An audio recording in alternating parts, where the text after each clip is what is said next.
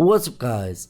A more recent iPhone 12 leak from a different reliable source added even more new information about Apple's upcoming new iPhone models. According to that leak, the new handsets will support a 64 megapixel main rear camera. Night mode will work across all rear camera sensors instead of just the main wide angle camera, and all the new iPhone 12 models will have an upgraded OLED display with a 120Hz refresh rate. We already took a peek last week at what Apple's new iPhone 12 series phones will really look like. Aside from the glaring error we explained regarding the video. The video we shared is believed to be a very accurate representation of the iPhone 12 Pro phones Apple will release later this year.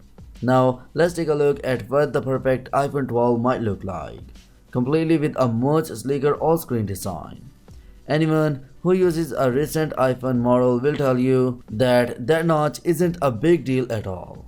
But it would still be nice to see a new iPhone with a more modern display design.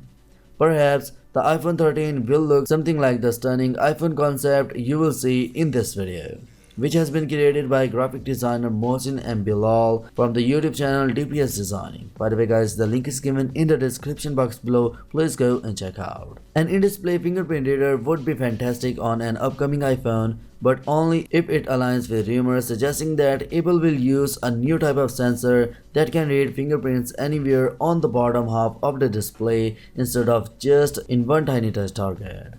We would also love to see that on iPhones that still have Face ID so that users can take advantage of whichever security method they choose.